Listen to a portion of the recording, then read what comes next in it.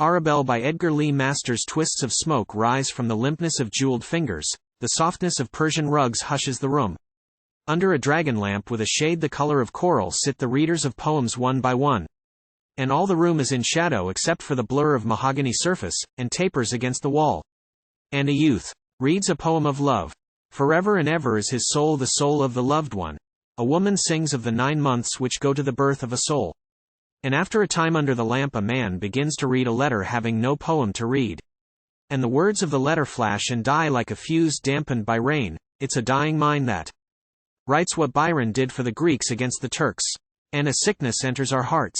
The jeweled hands clutch at the arms of the chairs. About the room one hears the parting of lips, and a nervous shifting of feet and arms. And I look up and over the reader's shoulder and see the name of the writer. What is it? I see, the name of a man I knew. You are an ironical trickster, time, to bring after so many years and into a place like this face before me.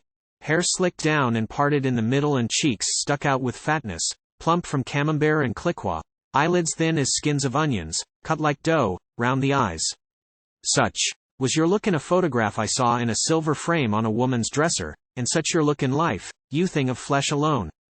And then as a soul looks down on the body it leaves, a body by fever slain, I look on myself as I was a decade ago, while the letter is read. I enter a box of a theater with Jim, my friend of 50, I being 22. 2 women are in the box, one of an age for Jim and one of an age for me. And mine is dressed in a dainty gown of dimity, and she fans herself with a fan of silver spangles till a subtle odor of delicate powder or of herself enters my blood, and I stare at her snowy neck, and the glossy brownness of her hair until she feels my stare, and turns half view, and I see how like a Greek's is her nose, with just a little aquiline touch, and I catch the flash of an eye, and the glint of a smile on the richness of her lips.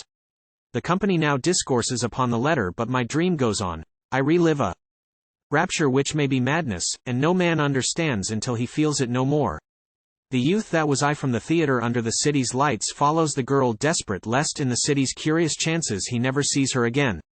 And boldly he speaks, and she and the older woman, her sister, smile and speak in turn, and Jim who stands while I break the ice comes up, and so arm in arm we go to the restaurant, I in heaven walking with Arabel, and Jim with her older sister. We drive them home under a summer moon, and while I explain to Arabel my boldness, and crave her pardon for it, Jim, the devil, laughs apart with her sister while I wonder what Jim, the devil, is laughing at. No matter, tomorrow I walk in the park with Arabel. Just now the reader of the letter tells of the writer's swift descent from wealth to want. We are in the park next afternoon by the water. I look at her white throat full as it were of song. And her rounded virginal bosom, beautiful. And I study her eyes, I search to the depths her eyes in the light of the sun. They are full of little rays like the edge of a fleur-de-lis, and she smiles at first when I fling my soul at her feet. But when I repeat I love her only, a cloud of wonder passes over her face, she veils her eyes. The color comes to her cheeks. And when she picks some clover blossoms and tears them her hand is trembling. And when I tell her again I love her only, she blots her eyes with a handkerchief to hide a tear that starts. And she says to me, "You do not know me at all, how can you love me? You never saw me before last night. Well, tell me about yourself." And after a time she tells me the story, about her father who ran away from her mother, and how she hated her father, and how she grieved when her mother died, and how a good grandmother helped her and helps her now, and how her sister divorced her husband. And then she paused a moment. "I am not strong, you'd have to guard me gently, and that takes money, dear, as well as love. 2 years ago I was very ill, and since then I am not strong." "Well, I can work," I said. "And what would you think of a little cottage not too far out with a yard and hosts of roses, and a vine on the porch, and a little garden, and a dining room where the sun comes in, when a morning breeze blows over your brow, and you sit across the table and serve me, and neither of us can speak for happiness without our voices breaking, or lips trembling." She is looking down with little frowns on her brow. "But if ever I had to work, I could not do it. I am not really well. But I can work," I said. I rise and lift her up, holding her hand. She slips her arm through mine and presses it. "What a good man you are," she said. "Just like a brother. I almost love you. I believe I love you." The reader of the letter, being a doctor, is talking learnedly of the writer's case, which has the classical marks of paresis. Next day I look up Jim and rhapsodize about a cottage with roses and a garden, and a dining room where the sun comes in, and Arabel across the table.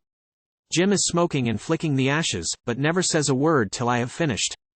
Then in a quiet voice, Arabel's sister says that Arabel's straight, but she isn't, my boy, she's just like Arabel's sister. She knew you had the madness for Arabel. That's why we laughed and stood apart as we talked. And I'll tell you now, I didn't go home that night. I shook you at the corner and went back, and stayed that night. Now be a man. My boy, go have your fling with Arabel, but drop the cottage and the roses. They are still discussing the madman's letter.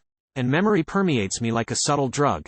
The memory of my love for Arabel, the torture, the doubt, the fear, the restless longing, the sleepless nights, the pity for all her sorrows, the speculation about her and her sister, and what her illness was, and whether the man I saw one time was leaving her door or the next door to it, and if her door whether he saw my Arabel or her sister. The reader of the letter is telling how the writer left his wife chasing the lure of women. And it all comes back to me as clear as a vision. The night I sat with Arabel strong but conquered. Whatever I did, I loved her, whatever she was. Madness or love, the terrible struggle must end. She took my hand and said, "You must see my room." We stood in the doorway together, and on her dresser was a silver frame with the photograph of a man. I had seen him in life. Hair slicked down and parted in the middle, and cheeks stuck out with fatness plump from camembert and cliquot. Eyelids thin as skins of onions, cut like dough, round the eyes. "There is his picture," she said. "Ask me whatever you will. Take me as mistress or wife, it is yours to decide. But take me as mistress and grow. Like the picture before you, take me as wife and be the good man you can be. Choose me as mistress, how can I do less for dearest? Or make me your wife, fate makes me your mistress or wife." "I can leave you," I said. "You can leave me," she echoed, "but how about hate in your heart?" "You are right," I replied. The company is now discussing the subject of love. They seem to know little about it. But my wife, who is sitting beside me, exclaims, "Well, what is this jangle of madness and weakness? What has it to do with poetry, tell me?" "Well, it's life, Arabel. There's the story of Hamlet, for instance," I added. Then fell into silence.